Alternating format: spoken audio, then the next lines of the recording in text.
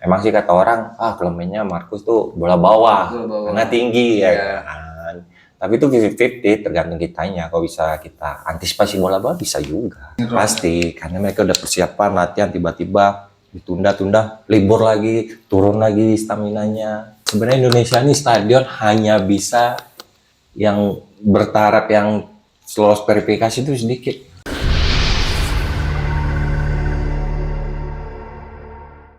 Assalamualaikum warahmatullahi wabarakatuh. Dulur-dulur Bang Ragon TV, bertemu lagi bersama saya Sirian Sugondrong dan saya Arif Tales ya. Tentunya di channel Mang Ragon TV ya. Hari ini kita berada di program Ngabako ya, atau Ngawakong Bari Ngaroko.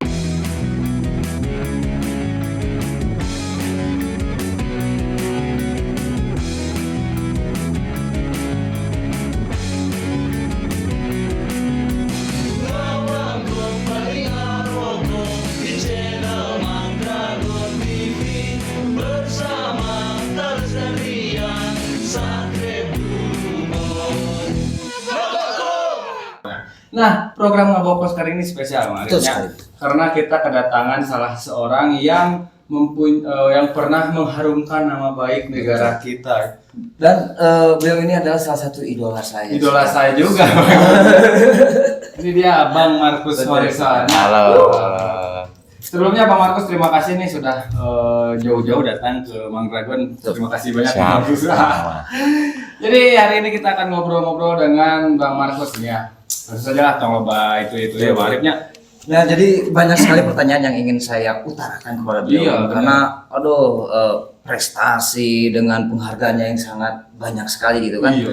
Dari dari prestasinya di bidang olahraga, sepak bola khususnya. Tapi sebetulnya saya dengan Bang Marcusnya dulu pernah ketemu sebetulnya. Jadi dulu teh dekat pisan saya pada depan malahan, Pak. Bang Marcus ngede saya gini sama Bang Marcus di TV. Jadi di televisi ya. Di TV, tapi sekarang kita ketemu langsung ya. Ketemu langsung, alhamdulillah. Kita nih. Ini Bang Marcus. Ya. Sekalian kan di Bandung nih, Kang. Bandung. Nah, kalau di Bandung mah jangan abang manggilnya. Oh iya. Akang ya. Terus diganti ya? Harus ganti. Akang Mang. Akang aja gitu kan. Kira gimana kabarnya Kang Marcus? Baik, alhamdulillah baik. Kalau baik sehat mah makan dia. Iya makanya. Di rumah gitu kan. Iya. Sekarang nih kesibukan Kang Marcus teh apa sih di sela-sela liburan dari timnas? Kesibukan biasa ngantar warga, ngantar istri kerja, antar anak sekolah. Jadi ayah siaga ya? Iya sih. Mumpung lagi libur dimanfaatkan sama keluarga. Benar, jadi quality time. Memang lagi libur kan sih? Lagi libur. Nah, dengar-dengar nih saya kan googlingnya sebelum menggunakan googling. Katanya nih Kang Marcus ini ternak ikan nila, Mas. Itu mah bukan ternak sebenarnya, itu buat makan sendiri aja. Makan sendiri. Tapi banyak gitu kan. Masih jalan sekarang. Masih ada. Masih ada. Itu mah kalau nggak ada laut di rumah tinggal krok aja gini. Itu masuk ke kesibukan sehari-hari itu kan. Ya apa ya, dibilangin sibukan sehari-hari sih enggak sih, cuma saya kemarin tuh belajar aja buat kolab ikan. Itu kan enggak dari, saya kan enggak dari tanah tuh, enggak dari kolam. Jadi dia semen, terus saya pesan di online, kolamnya diameter 2, terus saya pelajarin gitu. Saya pelajarin, orang banyak bilang sih ikan lele, tapi saya nggak suka ikan lele kan. Ikan nila. Saya buat sendiri, saya pasang sendiri. Akhirnya ya jadi alhamdulillah, itu makanya ikan nila. Itu udah 2 tahun saya masukin, baru sekali doang sampai sekarang. Udah dari 2 tahun? Iya. 2 tahun yang lalu? Iya. Jadi bibitnya awal saya masukin yang sekelingking gini ikannya, tapi sekarang kalau yang besar saya goreng. Tapi ada yang dijual nggak tuh? Enggak ada dijual. Buat konsumsi sendiri aja itu mah ya. Pengen kemarin mau dijual, cuma lagi sibuk ngajar kan, lagi sibuk ngelatih. Udahlah buat kolam sendiri aja, makan sendiri. Jadi itu yang ngurus siapa berarti? Saya. Iya, kolamnya. Saya. Selama ngajar atau ngelatih? Saya. Tapi itu kan saya pergi, ya saya biarin aja kan, tempatnya kan nggak di luar, di dalam rumah masih lama. Jadi konsep nanti Marif sih gak pakai toren, apa gentong, apa tapi namanya gentong tuh gede. pakai terpal itu, besi, Tapi di terpal. dalam rumah. Iya, dalam tapi halamannya masih ada dekat jemuran gitu. Tapi kok bisa kepikiran ke sana? Entah dari mana Itu ya. ya aneh gitu. Itu waktu zaman Covid. Oh, Waktu zaman Covid kan namanya di rumah terus ya lihat YouTube. Wah, udahlah bikinlah gitu kan. Ya udah saya pesan, saya pesan di Surabaya itu. Datang udah saya buat sendiri gimana cara masangnya di YouTube semua. Kira yang datangnya itu sih apa itu kolamnya? Apa? Iya, udah satu paket itu Udah satu lah, paket satu sama paket besinya, terpalnya sama tempat pembuangan airnya gitu, Oh. pipa-pipanya. Udah, cuma itu aja. Terus saya lihat Ayo. tuh, Marip tuh jadi Coba bisa, lihat. bisa jadi bisnis yang menjanjikan. Bisa kalau Lumayan. ditekunin itu bisa. Bisa. Kayaknya ini bakal ditekunin. Karena saya coba sama waktu Covid itu saya coba sama istri gitu, saya ke pasar. Ke pasar kayak kan pakai topi nyamar pakai masker ya kan ke pasar beli ikan nila. Beli ikan nila. Iya, sekilonya tuh cuma 25 apa 26 gitu lah. Sekilo. 6.000 iya sekilo. Lumayan. Dan itu masih yang segar-segar kan. Itu malam jam 12-an ya, jam pagi apa gitu ya. Jadi ke sana ke pasar karena masih segar kan. Nah, makanya beli ikan 2 kilo, beli ikan nila gitu. Ikan nila segini. Sama di rumah. Nah, saya mau lihat, pengen tahu pasaran di pasar ikan itu berapa dijual gitu kok sekilo gitu. Iya. Tapi sekarang gimana setelah tahu pasarnya?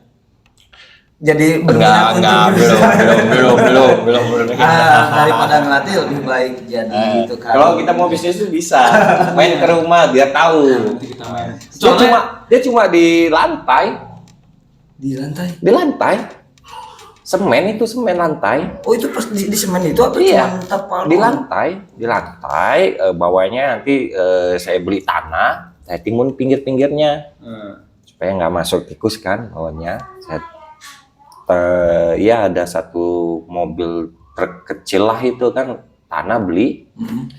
Udah saya taruh kolamnya udah saya buat nih besinya dulu nih besi. Kerangkanya besinya kan diameter 2. Jadi tanahnya saya masukin. Terus saya pinggirin tanahnya tuh kayak buat benteng. Jadi kan gini dia. Ya. Jadi landai. Nah, udah tanahnya baru terpalnya di tengah-tengah tuh ada lubang buat saluran pembuangannya. Soalnya untuk masalah dunia perbisnisan dia jago pisan. Nah, itu Maksudnya bukan jago. Pasti minatnya belum kepikiran bagus nih. kan. Itu bisa di lantai. Bisa Ya nggak mesti di tanah. Tapi memang harus punya lahan yang cukup luas makanya. Ya tergantung. Kalau itu saya sih nggak luas juga, cuma di meter 2, ada yang di meter 1 kolamnya. Oh, semeter. Di meter 1,5, tergantung kitanya. Kalau halaman kecil, ya buat yang di meter 1 aja kolamnya. Pesannya itu bisa ditekunin tuh Berarti lumayan. sekarang masih ada satu kolam atau nambah jadi Tetap 2. 2 kolam. Ikannya itu aja. Iya, ikan nila aja. Enggak nambah jadi Enggak. ikan hiu. Ikan hiu, men. Jadi kalau misalnya mau makan nih nggak ada lauk, kok dulu. Banyak tuh ya kan dapat udah gede-gede. Makan goreng. Jika nama kita Coba. harus main di ke rumah orang ngaliwat jeung ngopi aja. Mantap. Tapi mau diundang itu oke. Bisa buat. Bisa. Kecil kok modalnya kecil. Kecil ya. Ikan itu. Bisnis itu gitu. Iya, beli itunya aja juta 2 juta udah cukup. Oke. Sama pakan itu bukan? Enggak. Ya beda pakan kan. Ikannya beli di dinas perikanan lebih bagus daripada kita beli yang di Bibitnya pasar-pasar. Bibitnya itu lebih bagus. Udah cuma modal segitu doang. Tapi menariknya Bang Kang Markus ini kan ibaratnya basicnya dari Sepak bola sampai berpikiran bikin apa ya ibaratnya hobi baru mungkin ya. Sebenarnya nggak hobi sih. Lagi duduk aja nyantai di belakang, udah lihat YouTube. Pengen nih coba-coba gitu. Emang bukan untuk bisnis. Awalnya pengen mau bisnis tapi waktunya masalahnya gitu. Jadi akhirnya ya udah terbang kali 2 itu aja udah gitu. Jadi setiap lapar bilang lapar ambil gitu.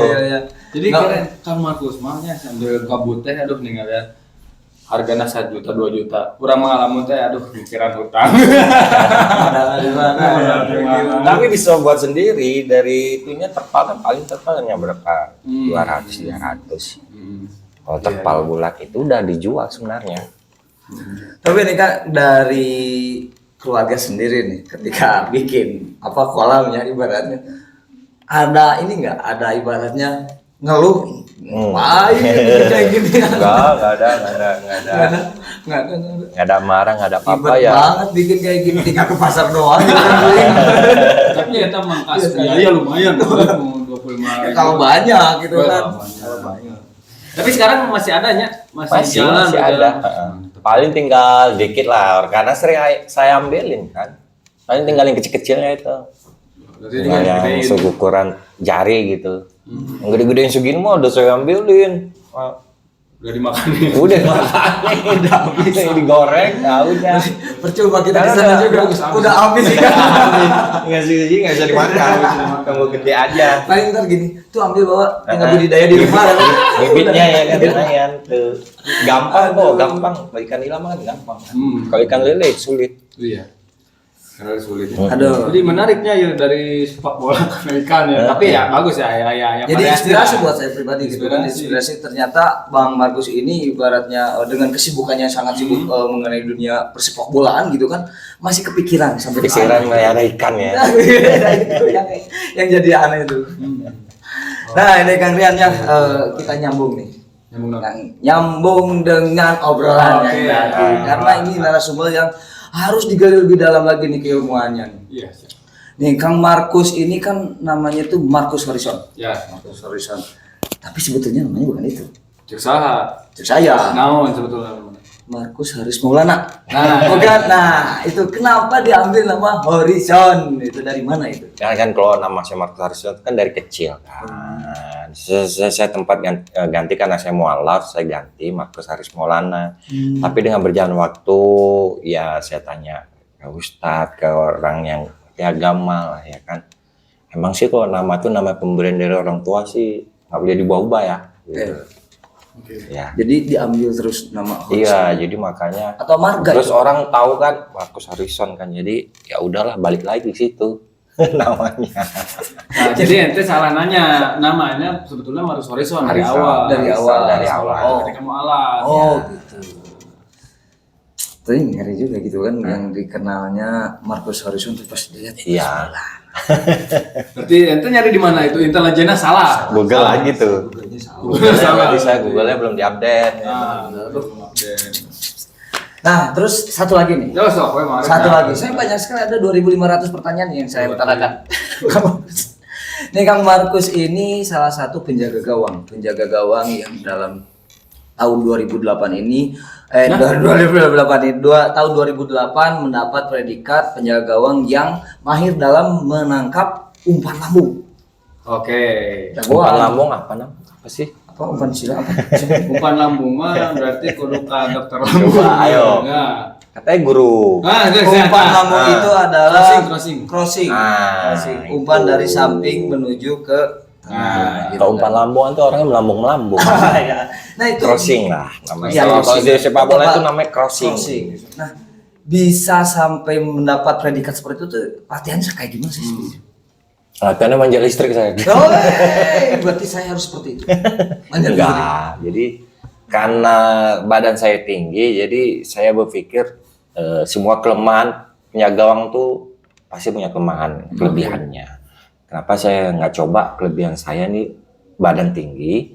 Kenapa nggak saya manfaatkan gitu loh? Jadi makanya bola-bola yang atas itu bagaimana saya harus bisa dapet, saya bisa lebih awal dapat daripada lawan heading gitu. Karena keunggulan saya badan tinggi, terus tangan panjang gitu. Makanya itu yang saya harus coba favoritkan gitu istilahnya.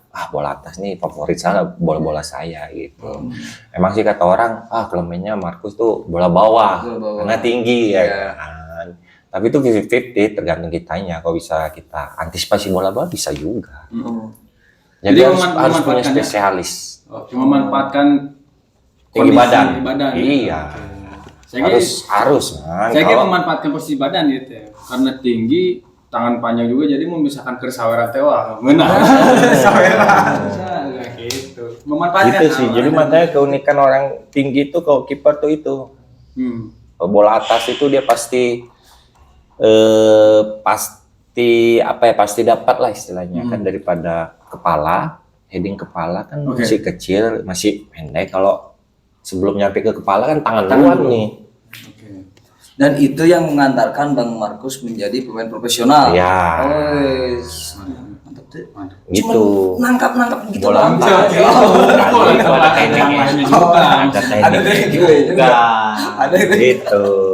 Kirain cuma nangkap doang bisa jadi timnas. Bisa kayak gitu Saya juga Bisa makanya kalau yang adik-adik yang punya badan tinggi manfaatkan bola-bola atas itu. Nah, saya mah tapi yang nanya beda tuh asup kanu konteks eta ya masih kanu jauh sebelum ingin nanya kanu sepak bola tapi nanti dulu di akhir. Oh, di akhir. Nah, Kang Markus ini kan dulu tinggalnya di dulu tuh di Medan domisili ya? Medan. Nah, sekarang tinggal di Bandung. Di Bandung. Udah berapa lama Kang Markus ini? 2017 18 ya. Berapa tahun berarti? 2017 5 tahun. 5 tahun.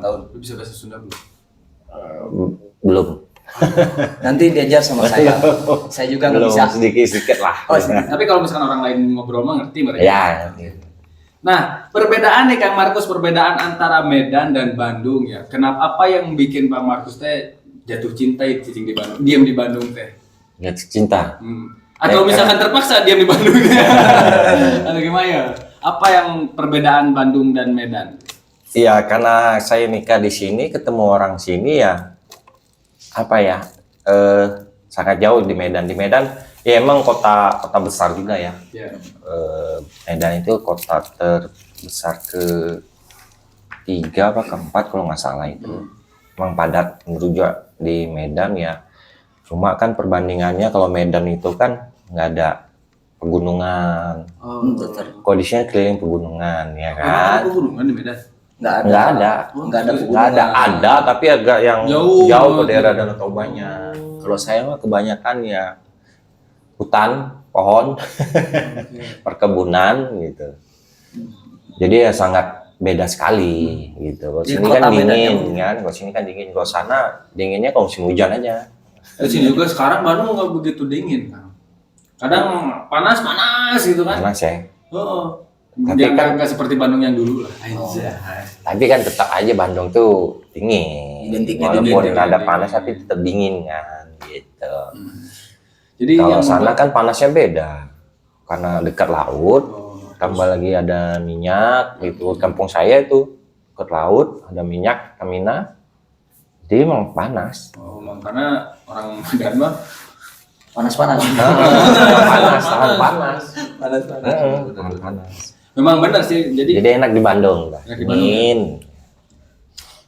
Berarti selain dari apa tadi? Selain dari dingin apa? Ada istri. Nah, menyambung nih.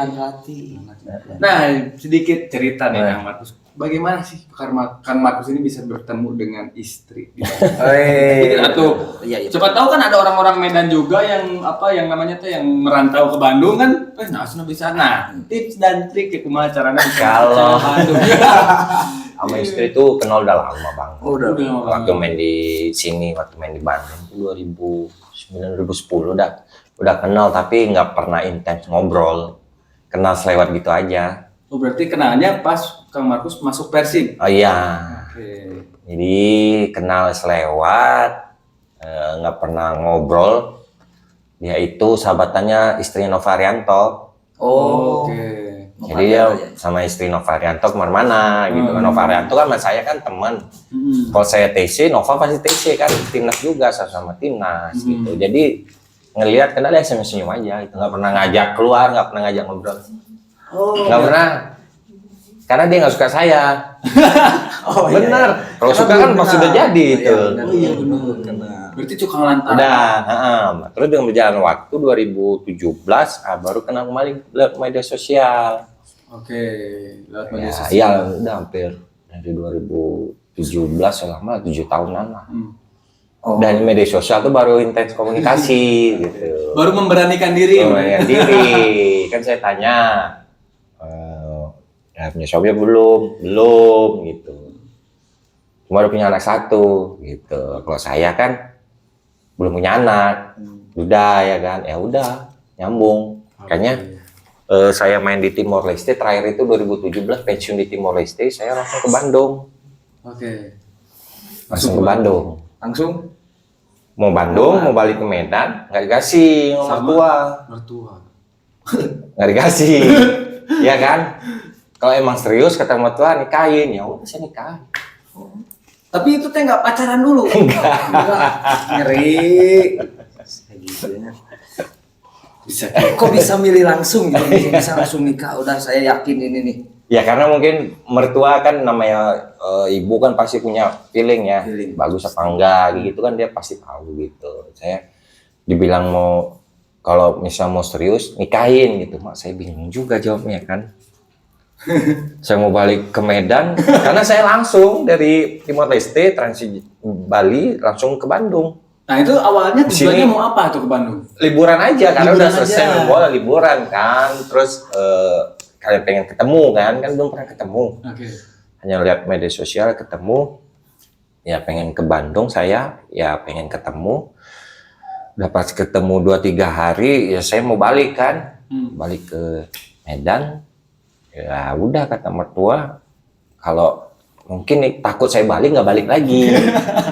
Oh, sayang. Mungkin ya, mungkin. Kayaknya calon-calon menantu Jadi idaman nih. kata mertua kalau emang serius sebelum balik nikahin gitu. Oke. Ya udah langsung nikah. Di situ. Langsung nikah, makanya saya ngabarin kakak saya, bang saya di Medan tuh terkejut. Loh, kok nggak pulang apa? Mau nikah sih, makin terkejut, makin terkejut. Serius semua. Tapi bisa yakin ya? Hah? Abang bisa yakin ya mungkin. Ya karena itu tadi ibunya kan, karena ibunya orang tuanya mungkin udah yakin, langsung ngomong ke saya, kalau emang serius nikahin gitu, jangan main-main gitu, karena kan dia udah punya anak 1 kan. Oke. Ya udah, langsung saya bilang ya udah, Oke, nah. sama-sama suka nikah langsung udah. Ada sip. Bisa. Jadi itu dulu. Panjang ya. Oh. Oh bingung ya, bingung ya. Nah, Lucu ceritanya. jadi bagus ya, jadi inspirasi untuk dulur Maragon TV. Jadi sekiranya Bogor mah langsung tok. Ah, iya. Jangan Iya, nggak usah mikirin biaya, nggak usah. Enggak sesuainya kalau misalnya Orang nikah biasanya di KUA, nggak pesta-pesta, KUA aja lah. Oh iya benar. Betul. Iya kan, ngapain dipaksain kalau misalnya kita nggak punya uang, yang ngapain dipaksain pesta sampai gedung-gedung. Iya, malah jadi Itu kan utang. itu mah formalitas aja gitu. Yang penting kan di KUA-nya itu sah. Nah, Udah. jadi kalau ya saya mengutip dari kata Kang Wiwin nih di program Open BO ya, Kang Markus. Jadi orang-orang itu kebanyakan mempersiapkan meritnya bukan weddingnya, Weddingnya. bukan meritnya. Padahal kan yang lebih penting itu meritnya daripada weddingnya. Jadi orang-orang ketika pikiran tadinya. Tetapi mungkin kalau yang sama-sama jomblo mungkin lah mereka buat pesta buat kenang-kenangan. Oke. Tapi kan kalau kita kan sudah pernah nikah, ngapain lagi pesta kan gitu. Iya betul. Iya kan? Lebih baik ditabung buat nanti ke depan. Nah itu kan yang penting sah di KUA udah. Betul. Buat bisnis tadi. Bisnis nikah nih lah. Itu. Atau mungkin ke sana mungkin. bisa jadi. Bisa jadi Buat- itu buat- resepsinya. Oh. Bikin buat ini aja. Oke ya. Nah, cukup serunya tadi. Panjang ya. Panjang ya. Nah, sekarang kita mau langsung masuk ke obrolan-obrolan sepak bola ya. Nah, saya nanya, Sok mangga. saya boga tadi itu 2.500 orang 2.490. Oh, lebih banyak berarti. Saya cantik. Oh, cantik. Untuk saat ini nih mengikuti tidak liga tercinta kita ini. Kadang saya ikutin, kadang enggak. Kadang enggak, kadang ikuti. Iya. Oke. Kok bisa? Pasem penontonnya. Oh, nggak usah. Saya lihat highlightnya aja. Oke. Nah, menurut Kang Markus nih, liga saat ini kan sekarang itu banyak kadang ada pertandingan yang ditunda, terus ada pertandingan yang susah penonton, ya kan? Nah, menurut Kang Markus nih, kondisi liga sekarang itu sebetulnya seperti apa sih? Apakah karena satu insiden terus jadi imbas ke semuanya? Terus bagaimana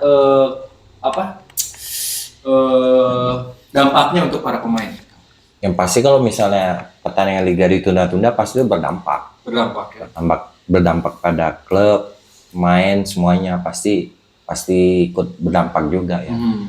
Makanya ya kita harap, kita susah juga ya di Indonesia nih kan kebanyakan hari besar. Pasti libur ya kalau hari besar. Misalkan ya kan, misalkan nih karena kan mungkin kepolisian nggak bisa mengawal buat liga, mungkin ada hari besar yang dikawalnya. Itu bisa. Belum lagi Indonesia nih kan nanti ada kayak sekarang nih mau dekat pemilu, libur lagi, puasa, libur lagi, lama-lama kan ditunda-tunda juga. Kan?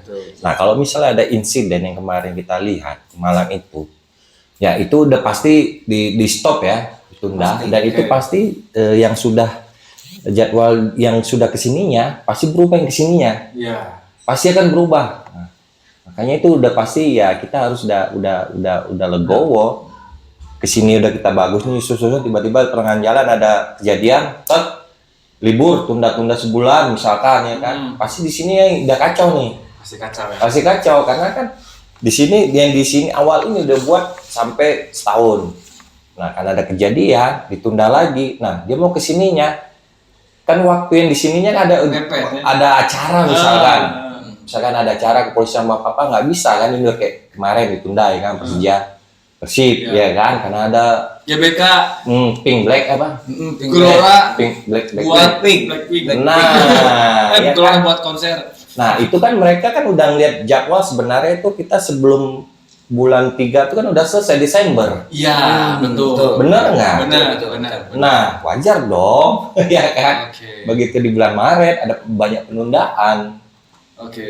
Karena di Jawa dari Januari, Februari, Maret, April tuh ini kan jadwal stadion yang kayak bisa dibuat konser itu kan kosong. Iya, karena liganya sudah selesai. Udah selesai Desember. Bener nggak? Nah makanya pasti ke yang bulan-bulan sininya ya tinggal kalau misalnya ada acara apa ya kayak gitu tadi tunda-tunda gitu. Jadi berdampak. Nah terus dampak untuk para pemain nih. Nah apakah misalkan kayak jadi dari fisik udah pasti ngedrop atau gimana tuh? Pasti. Karena mereka udah persiapan latihan tiba-tiba ditunda-tunda, libur lagi, turun lagi staminanya. Kalau kita udah libur sehari 2 hari turun lagi.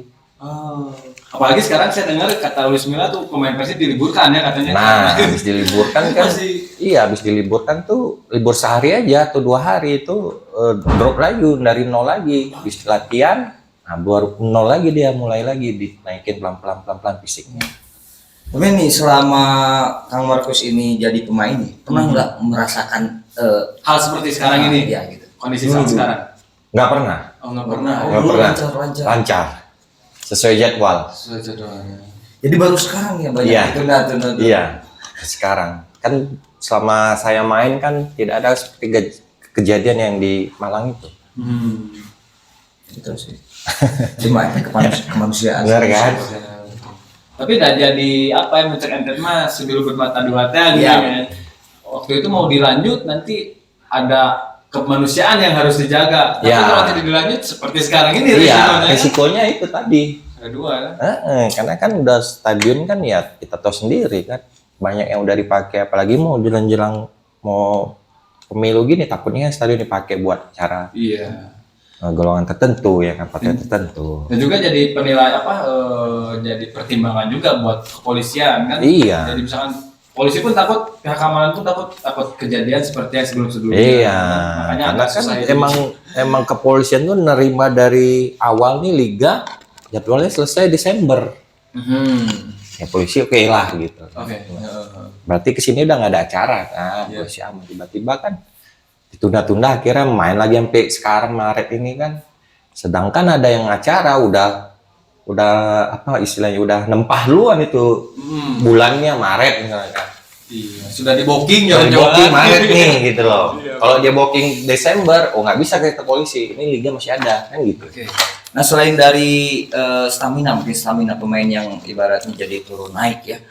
Dari sisi klubnya itu gimana tuh? Dari sisi gaji, apakah jadi ditambah lagi atau gimana? Atau jadi ada toleransi si pemainnya itu? Malah klub nambah lagi budget. Ya nambah budget pasti lah. Karena kan selesai Desember, nah Januari, Februari, Maret itu gimana kontrak mereka? Berarti perpanjang.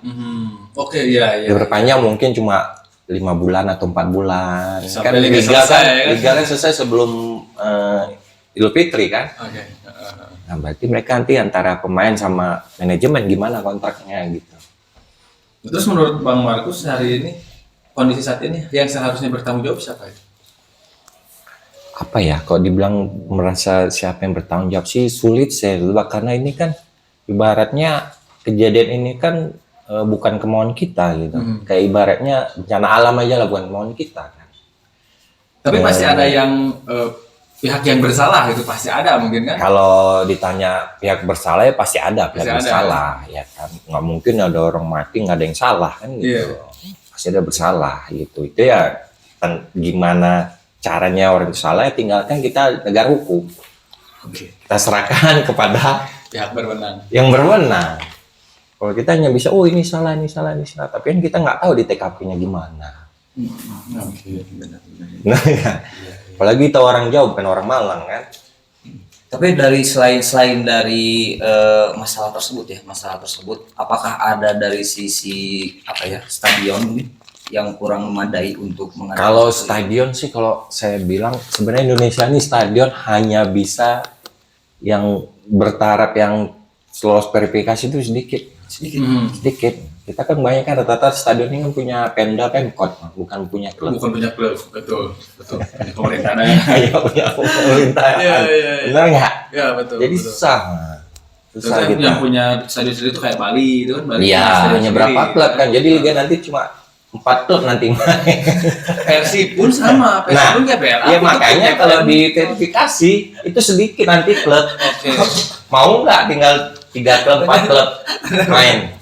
Nggak mungkin Atau kan? misalkan yang lain pun main tapi stadionnya ikut yang punya. Iya, makanya ya, Jadi. makanya Iya. kita dengan ada orang bilang, itu verifikasinya nggak benar, begini.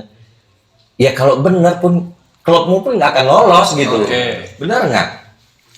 Jadi kita nggak usah bilang, itu gara-gara verifikasi tuh, makanya stadion di Malang tuh gara-gara stadionnya kecil atau pagarnya pendek apa segala macam. Ya ntar kalau diverifikasi benar-benar nggak lolos klub itu Liga 1, mau Liga 2. Coba. Iya. Makanya udahlah, karena memang SDM kita ya begini gitu. Makanya udahlah ikutin aja prosesnya dulu ya. Siapa tahu nanti ke depannya pergantian ketua umum, pergantian makin bagus. Bisa diperbaiki, belum terlambat. Iya. Mudah-mudahan nih dengan terpilihnya Pak Erick Thohir bisa membawa Iya, sepak bola Indonesia lebih baik ditambah lagi, lagi itu kan. semua klub tuh harus memang benar-benar profesional, harus punya stadion sendiri. Dan Persib pun katanya sekarang lagi proses tuh GBLA kan. Dulu proses terus dari zaman saya main. Yang penting proses aja dulu. Penting proses dulu gitu kan. Realisasinya enggak kapan enggak tahu gitu kan. Makanya saya berharap Persib tuh punya stadion sendiri. Iya, Stadion Persib ya kan, buat stadion sendiri, sebelahnya ada mes mereka punya sendiri, karena Persib kan udah profesional. Iya. Kenapa nggak dibuat itu dulu gitu stadion? Saya yakin lah banyak lah sponsor masuk. Bener kan? Kayaknya mah Persib bukan tidak terpikirkan untuk itu, tapi Sudah. sudah dipikirkan, cuman kan si Bajan teh ngalor teh jangan denda deui, tenda lagi. Makanya kita sebagai bobotoh teh harus ikut membantu tim, jangan membuat non juga ricu di stadion. Oh iya, Kan itu kan harus. salah satu jadi tanggung jawab tim Iya, juga kan. ya sama kayak di Eropa kan begitu, penonton yang di Eropa itu buat keributan, klubnya yang didenda. Iya. Nah, makanya budgetnya yang asalnya untuk stadion jadi bayar denda. Habis ya. Jadi habis ya kan. Ya mudah-mudahan kita berdoa aja punya Persib itu punya stadion sendiri, megah gitu. Iya. Tapi nih ngomongin soal denda nih kan, denda itu bisa dari pihak tim dan dari pemain. Nah, nih Kang Markus ini terkenal nih, dulu itu Pemainnya punya karakter. temperamental. Temperamen. Nah, sebetulnya Kang itu memang dari dulu Kang Markus kayak gitu atau gimana? Ya dari zaman saya main di Medan juga sama. Tapi Temperamen. ya tapi kan gimana temperamennya lihat situasinya juga. Nah, pernah nggak mengalami denda dari itu? Enggak, saya belum Belum pernah dapat masalah itu. belum. Kalau kartu mah mungkin Kalau kakek hal wajar, Hal wajar kartu ya. kuning, kartu merah. Tapi kalau kita pemain jarang sih buat yang seperti gitu tuh. Paling cuma supporter doang. Oke. Jadi mungkin ada sikap apa bukan sikapnya saling mungkin ya saling menjaga dari satu sama lainnya. Nah, itu teh kebawa nggak sih sikap apa temperamen itu sampai sekarang ngelatih pun dibawa nggak? Enggak, karena kan saya dilatih di U16. 16-nya kan anak-anak SMA kelas 1, SMP kelas 3. SMP kelas 3 sama SMA. SMA kelas 1. Jadi nggak mungkin saya harus keras tapi nggak mungkin saya langsung saya marah-marahin, enggak. Beda. Anak ini kan masih SMP SMA ini masih labil. Jadi kalau kita kerasin dia langsung makin down. Nggak bisa. Jadi pundung. Nah, jadi makanya lebih susah ngelatih anak yang U15-16 daripada ngelatih yang senior. Senior mah gampang udah. Karena dia sudah mengerti ya. Iya, karena kan fondasi timnas itu di 16. Ibarat bangun rumah kan fondasi dulu kan. Nah, gimana caranya kita menyatukan anak-anak ini 15 tahun ini dari Sabang sampai Merauke, kan beda-beda kulturnya.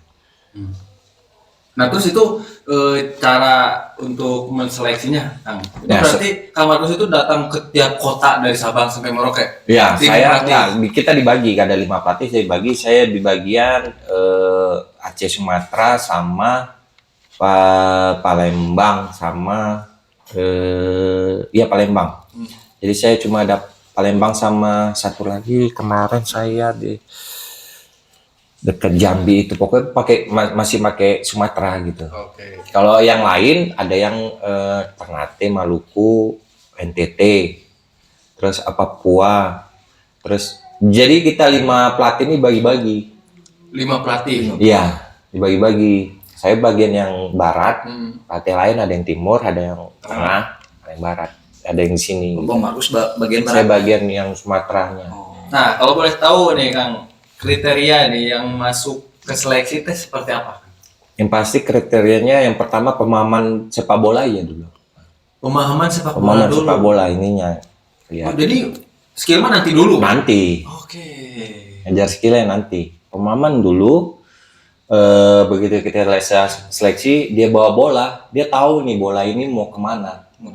Mau dibawa, misalnya dia dribble sekali, dia langsung kasih. Paham nggak? Ya. Visi Jadi, bermain ya. Visi bermainnya, makanya pemahamannya dulu. Begitu dia kontrol bola, dia udah tahu nih bola yang mau kemana dia kasih. Langsung satu sentuhan bisa.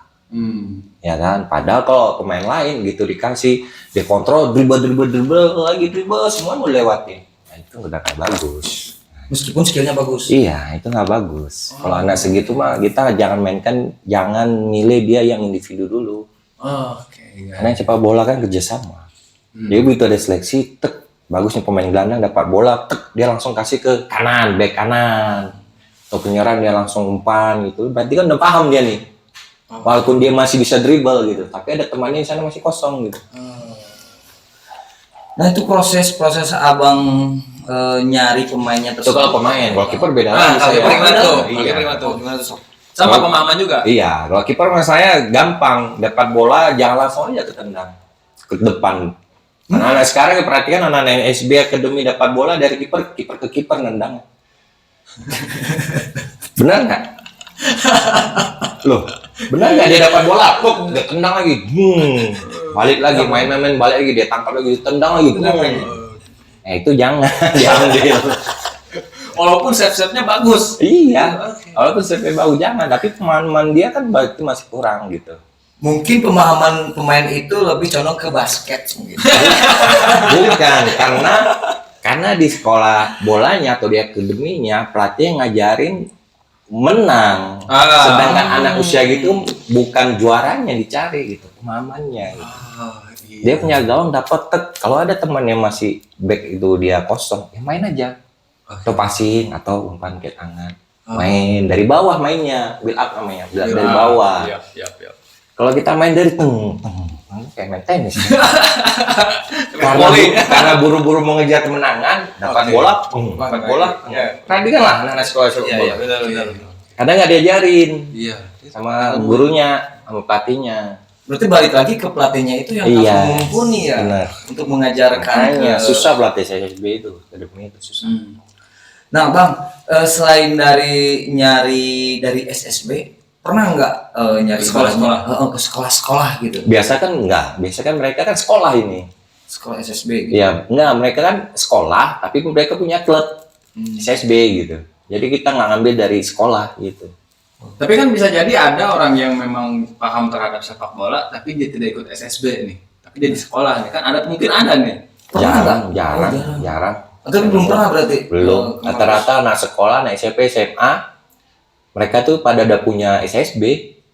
Jadi langsung ke SSB? Iya. Markus. Ada. Gitu. TPR Marit tah. Berarti di sekolah kudu ngajakin SSB. Ya, biar dipilih kan. Iya, Markus. Pasti tanya kalau dia pemain hobi bola apa, pasti tanya aja sekolah bolanya di mana, sekolah bolanya SSB mana. Pasti rata-rata mereka punya. Nggak mungkin nggak punya. Iya. Pasti punya, nggak mungkin nggak punya. Tapi nih, Kang, selama milih dari pemain untuk jadi timnas ya, itu ke SSB yang ibarat dalam tanda kutip sudah bagus ininya, atau ini SSB yang baru aja? Enggak. Jadi kemarin peraturannya kita 34 asprop, mereka itu punya askot. Jadi Apa itu Asprop Askot apa? asprop Asosiasi Sepak Bola Provinsi. Asosiasi. Terus asprop tuh paling tinggi. Di bawahnya tuh ada, kalau di cabang itu ada askap askot, Asosiasi Kabupaten sama Asosiasi Kota. Nah, perintah dari asprop ini langsung PSSI kirim surat ke asprop. Minta pemain dari misalnya asprop Jabar nih. Ya, kita mau ngadakan seleksi timnas 16. Nah, begitu di asprop rapat, mereka sebarkanlah surat nih ke askot. Terus ada kan klub-klub itu kan askot Yang tergabung di situ. yang terdaftar SSB-nya. Di askot itu dicari 3 pemain mewakili SSB, 3 orang untuk seleksi di asprop. Nah, nanti ketemu tuh. Kalau Provinsi Jabar tuh ada 27 ya, provinsi. Ya, 27 ya, 27 kabupaten kota ya. Kabupaten kota. Nah, 27 itu setiap klub SSB itu 3. Jadi kemarin tuh hampir banyak tuh di Asprop ini seleksinya di Lapang Lodaya. Hampir 200 lebih. Waduh, orang. Yang Itu dari kiper sama pemain. semua. Jadi setiap klub SSB nih, kamu punya SSB, ngirim 3 pemain. Terbang ke Bandung, suruh ke Bandung misalnya dari Garut nih, Kang nanti punya SSB 3 orang, kirimlah ke Bandung buat seleksi. Berarti Pilih yang bagus-bagus dari SSB-nya, yang memang prestasi lah gitu. Jangan yang nggak bisa nendang dikirim. Ada. Mungkin itu yang paling bagus di SSB. Bisa pusing ya. Kita ngelihatnya pelatih, waduh kok yang dikirim yang begini, bisa nendang kan. Nanti kan kacau pelatihnya. Oke. Kasian kan yang bisa prestasi, main di SSB-nya bagus tapi nggak dikirim. Nah itu pelatih SSB-nya harus jujur. Oh berarti kalau seperti itu mah ada indikasi Nah, titipan. iya. Itu nanti yang kena ke timnas. Jadi timnas nanti orang pikir wah baju titipan. Gitu. Kalau kami 16 nggak ada. Nggak ada. Justru murni kami Murni serahkan. seleksi. Ya kami serahkan ke pelatihnya SSB. Oke. Kirim 3 pemain yang paling bagus. Kan udah perintahnya begitu. Iya. Buat timnas. Nah yang dikirim nggak bisa nendang. Halo, pemain siapa coba kan? Pelatihnya yang ngirim begitu kan? Pemain siapa nih? Ayo. Makanya hati-hati kalau sepak bola itu. Bahaya pelatih begitu. Jangan, kasihan. Ya kalau misal pemain yang nggak punya biaya atau apa-apa, tapi dia bagus, tapi nggak dikirim, kasihan kan? Iya. Malah yang dikirim tanda kutip itu tadi. Nah, kalau misalkan melihat dari permasalahan yang tadi ya, ibaratnya pemain nggak bisa tendang gitu kan, tapi dikirim langsung ke, itu sebetulnya salah pelatih atau Ya pasti salah pelatih. Atau dari regulasinya? Enggak, kita nggak regulasinya. Kan karena ada ibaratnya ini SSB yang sudah ada di. Ya kita kan udah punya regulasinya kelahiran kayak kemarin tuh 2006, 2007 kan udah jelas itu buat timnas. Hanya itu saja regulasinya. Iya, Hanya itu. usia. Atau dari ini mungkin dari pembinaan ke pelatihnya itu yang kurang dari PSSI gitu. Atau enggak? Atau gimana? Enggak. Emang kadang ada yang bandel juga pelatih SSB ini. Iya. Jangan salah, Kang. Iya. Dekat dia sama orang tuanya, tahu dia orang tuanya, wah ini kerja di sini nih. Wah, tajir ini. Cuan ya, Begitu, cuan. iya, ada seleksi. Udah. Yang dikirim, ya kita gitu sampai di Bandung, kita lihat, ini main bolanya aja nggak bisa, lari aja susah. Oke, nah jadi sekalian klarifikasi, jadi di timnas itu nggak ada pemain ada. pemain Makanya Thailand, murni. yang pemain timnas Thailand. Titipan nggak ada pemain Thailand. Benar. Itu memang itu mah pure dari SSB nah. Betul. Makanya dari seleksi 200 orang kita ambil 8 dapat kemarin 8 orang. Di laga lagi nanti di pusat. Jadi di Indonesia Di laga lagi di Indonesia udah kita kumpul nih dari pelatih nih. Ya kan dapat 8 Jawa Barat. Kirim ke Jakarta. Jakarta seleksi lagi dibagi 5 gelombang. Gelombang pertama 34 pemain. 34 pemain tuh seleksi lagi tuh. Kita cari yang bagus. Saya dapat ada beberapa nggak kita umumin. Masuk 3 hari doang seleksinya. Gelombang kedua masuk. 3 hari seleksi. Kita udah dapat nih kan. Kita nggak umumin. Mereka udah pulang. Masuk lagi gelombang ketiga. Pokoknya 3 hari kita seleksinya. Sampai seminggu 5 gelombang. Begitu kita udah dapat, ya kan? Kita belum umumin. Tunggu sebulan. Semua ada oke sama pelatih ini gimana gini udah oke kan semua kan video kan ada kan. Udah dapatlah yang terbaik kemarin juara Piala AFF U16. Itu dia ya. Jadi nggak bisa kita titipan. Karena mereka di laga lagi di sana. Iya betul. Berarti harus melalui proses ya. Bang, Kalau mau panjang. nitip langsung nitip ke pelatih timnas. No, jangan. Ya maksudnya Nggak titip bisa. pemain yang bagus. Iya. Pemain yang bagus. Ya makanya kalau mau kirim yang memang bener bagus, jangan lihat anak siapa. Nah, itu dia nih. Makanya alhamdulillahnya karena kita proses kita bener ya alhamdulillahnya kemarin juara. Kalau melihat dari prosesnya yang sangat berat gitu kan untuk menjadi pemain timnas, Kang Markus sendiri dulu pernah ngerasain seperti itu nggak? Beda. Oh, beda? Beda. Kalau saya kan udah dari klub profesional. Oke, kalau Kang Markus ini kan kalau anak-anak Dari ini liga kan. Kalau anak-anak ini kan belum ada liganya. Berarti sebetulnya pembinaan itu sudah bagus kalau sekarang. Sudah bagus. Oke. Nah, kita lanjut lagi pembahasannya. Cukup tuh dong pembahasan kemarin. Cukup. Udah dapat ilmu ya. Dapat ilmu. Makanya latihlah di SSB itu yang bener, pelatihnya Siap. jujur. Siap. Kalau bagus ya bagus, dibilang aja bagus. Kalau nggak bagus yang memang nggak bagus anaknya. Bener kan? Iya betul. Oke, nah Kang Markus nih, saya ingin membahas sedikit tentang hal yang kemarin Kang Markus itu sempat viralnya, pas juara Piala AFF di masa lokal. Tapi saya tidak mau mengklarifikasi karena itu di mana-mana sudah ada klarifikasinya. Sudah jelas. Tapi yang ingin saya tanyakan tuh masih ada sangkut pautnya mengenai naturalisasinya. Nah, kan Kang Markus sendiri bilang bahwa Kang Markus ini menyetujui akan naturalisasi, betul kan? Iya sebelum kejadian itu kan saya udah bilang setuju. Kalau buat senior saya setuju. Tapi kalau buat 16 nggak setuju. Oke. Nah, kenapa bisa seperti itu? Kenapa usia 16 tidak setuju dan senior setuju? Karena di 16 ini ya lihat aja kita aja beribu orang yang masih banyak yang bagus. Kenapa nggak ini yang kita manfaatkan gitu loh. Orang-orang Indonesia gitu. Jangan dulu kita ambil yang itu. Kalau buat senior nggak apa-apa silakan. Tapi 16 jangan, sayang. Kenapa? Nanti kalau kita ambil naturalisasi 16, kasihan kan anak-anak tuh karirnya dimatikan baru sekolah, baru masih usia 15-16 tahun. Kapan lagi mereka mau menunjukkan prestasi kan? Tapi Karena mereka kan nggak digaji. Karena mereka kan nggak ada prestasi, nggak ada ini kan dari alami.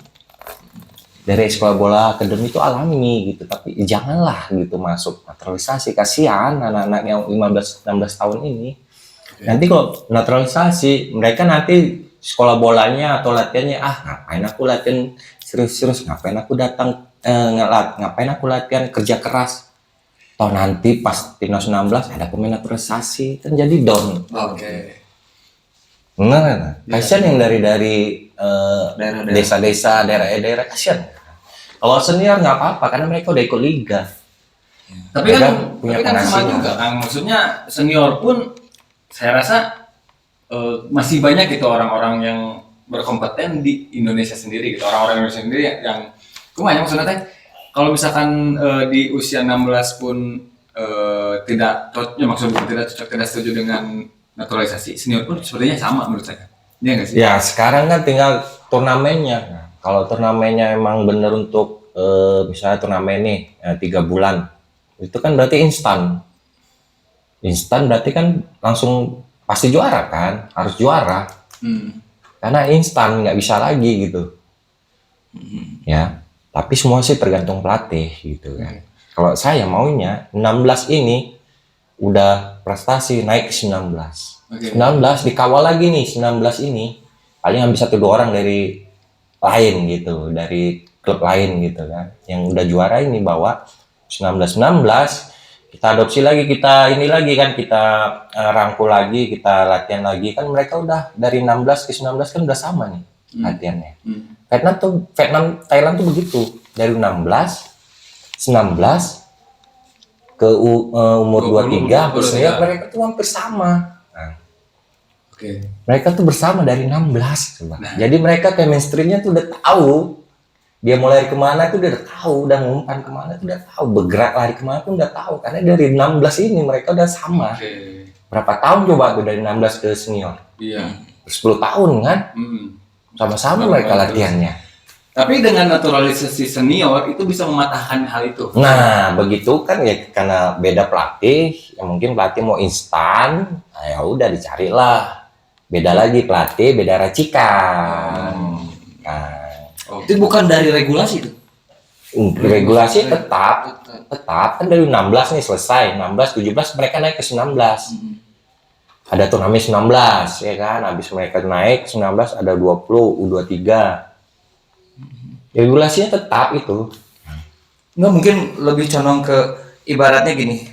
Nanti kalau misalkan di tim yang utama gitu kan ada regulasi. Serius kali minum itu. Siap. Soalnya makin malam tuh makin serius nih. Ini obrolannya mengenai soal prestasi. Prestasi ya mas. Kalau saya sih gitu ya, menurut saya semua sih berpikiran bisa sebegitu. Jadi siapa yang bawa 16 prestasi harus sama, pelatih juga harus sama. Oke. Jadi kalau 16 naik ke 19 terus pelatihnya beda, ini beda racikan lagi kan. Iya. Ibarat koki kan beda racikan lagi kan. Jadi mereka ubah lagi nih pemain dari 16 ini, mereka cari yang lain-lain banyak lah. Mereka rubah lagi formasi lagi, mereka berubah lagi formasinya, strateginya. Naik ke 23 beda lagi pelatih, beda lagi racikannya. Berarti jadi kayak dari nol lagi gitu. Oke. Berarti seharusnya kalau mau pembinaan bagus dari 16 ini kita jaga nih, prestasi nggak prestasi, jaga sampai ke 19. Latihnya ngikut lagi sama ke 19. Ya berarti kan itu aturan yang harus diperkuat. Iya, Ya, regulasi aturan. itu nggak ada kita Aturan, Iya. Lebih Tergantung federasi kita dari 16 pelatih 16 langsung pegang ke sini tuh tergantung federasi. Ini harus sebetulnya harus dikuatkan oleh peraturan itu mungkin ya yang Kalau di peraturan sih nggak bukan peraturan sih namanya, emang harus begitu sebenarnya. Nggak perlu regulasi, udah tahu lah gitu. Karena kalau udah beda, kita nih 16 kemarin juara, mereka naik nih ke U19. 19 kalau udah beda pelatih, beda lagi racikannya. Iya betul, pasti beda. Nah, sampai senior beda lagi. Cari pemain baru lagi di senior. Jadi pemain yang dari 16 ini ya paling 1-2 orang. Iya. Betul. Yang lainnya udah naturalisasi didatangin gitu kan. Nah, itu maksud saya deh Kang Markus, maksudnya dari naturalisasi senior itu menurut saya lebih baik memanfaatkan yang junior ini nih, maksudnya tuh dipupuk. Iya, benar. Habis 10 tahun, 15 tahun. Karena Vietnam, Thailand tuh udah begitu. Nah, karena Malaysia sedikit kan, Vietnam dan Thailand tuh mereka naturalisasinya sedikit kan? Iya. Itu maksudnya harapannya seperti itu, mudah-mudahan nih.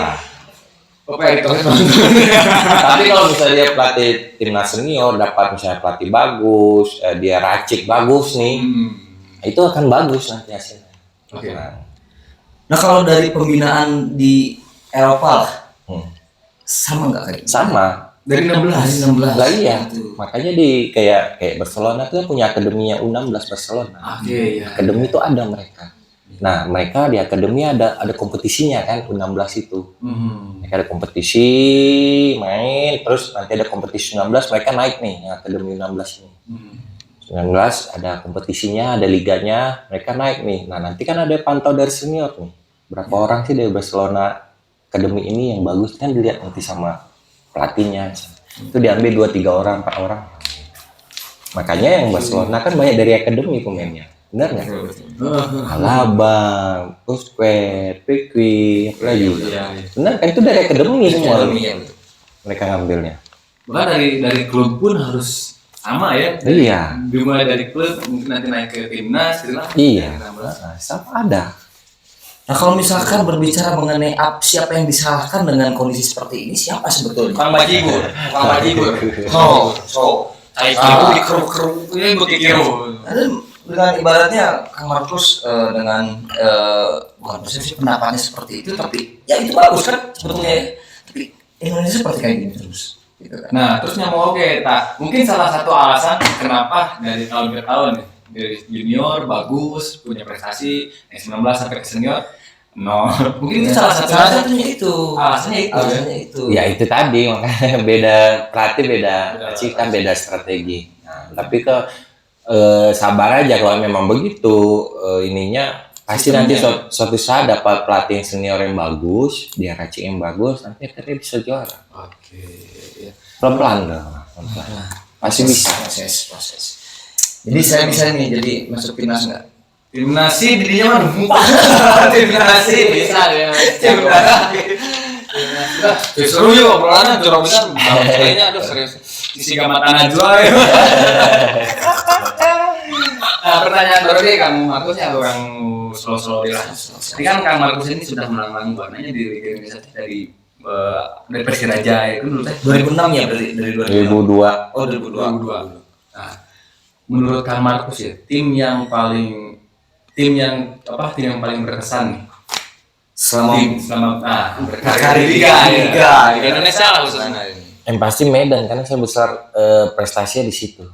Oh, di Sama Medan. saya ya di Medan. 7 tahun 8 tahun di situ. Jadi saya besar di situ, saya dapat prestasi di situ. Sempat juara nggak di Medan? Runner Runner up. 2008 ya? 2008 ya. Oke. PSMS Medan. Kalau saya di Persib. Ya. Tapi dulu mah PSMS di Persib teh Klasiko Indonesia ya. Tapi sebenarnya kalau ya Klasiko juga PSMS, tapi banyak pemain PSMS main di Persib. Banyak PSMS. Bingung juga ya kan Klasiko, tapi pemainnya ada barter ya. Kayak usia katanya musuh bubuyutan. Iya makanya kan katanya musuh bubuyutan ya kan. Tapi enggak juga, gimana dibilangnya ya? Mungkin karena udah Bandung Medan tuh udah dalam perserikatan udah memang musuh bubuyutan panas, tapi pemainnya kita tetap damai gitu kan. Jadi makanya orang Bandung ke Medan, orang Medan. Kualitasnya 90 menit. Iya. Ini kita nanya nanti. Eta gitu ya. Eta nih. Selama berkiprah di dunia sepak bola nih Kang nih. Ini ada sensitif. Siap. Kenapa ini pelontos terus nih? Kenapa enggak gondrong lah dikit gitu nih. Kalau kelihatan gondrong apakah biar maco gitu kayak cowok gitu gimana kan? Kan saya kiper, jadi kalau misalnya saya panjangin rambut nanti apa ya agak terganggu mata, sama kalau keringatan langsung cepat begini ke mata, agak ganggu penglihatan. Itu dari dulu? Iya. Dari tahun 2022? Dari Medan saya udah protes. Iya. Lagi protes. Jadi biar nggak terganggu penglihatan. Biar macau, biar fokus gitu. Iya, kan kadang nanti ada rambut, terus pakai minyak rambut pasti kan main kan. Main bola kan main gitu sekarang pakai minyak rambut. Laki rambutnya kan. Orang minyak rambut. Netes nanti sini perih. Iya. Ya, gitu Sebenarnya banyak sekali nih ilmu yang didapat dari sosok Coach Markus. Nah, nanti kedepannya Kang Markus ini ada lagi ngelatih timnas sebenarnya apa? Ya benar. Kapan tuh mulai ada lagi latihan-latihan CTC? Nanti tergantung federasi nih ya. Betul untuk federasi. Ini kan yang baru nih. Oke. Beda lagi. Iya, jadi kita belum ada kita selesai kontrak tuh Maret ini, Maret. Ya pasti baru lagi kan namahan umur nanti mau tuh Ya mudah-mudahan berpanjang. Amin, mudah-mudahan. Nah, harapan Kang Markus nih kedepannya untuk Kang Markus sendiri dan mungkin persepak bola di Indonesia. Ya harapan saya mudah-mudahan di Indonesia ini masih ada harapan untuk juara ya. Oke. Ya, saya yakin itu pasti Indonesia bisa juara. Ya pasti liga juga harus benar. Ya mudah-mudahan itu aja. Kalau liganya benar pasti mudah-mudahan lah timnasnya bisa benar juga bisa juara, saya yakin. Nah, mudah-mudahan buat sepak bola pemain-pemain yang ada di Indonesia tuh masih tetap semangat gitu ya, masih tetap bisa berbuat buat bangsa dan negara. Amin. Ya mudah-mudahan nanti suatu saat timnas Indonesia bisa juara. Amin, amin. Mau yang junior ataupun yang senior ya. Dan juga Persib bisa juara. Amin. Amin juga dong. Iya itu sebenarnya masih banyak nanti ngomong yang ingin saya tanyakan, cuman dia Pak Bapak ya terus.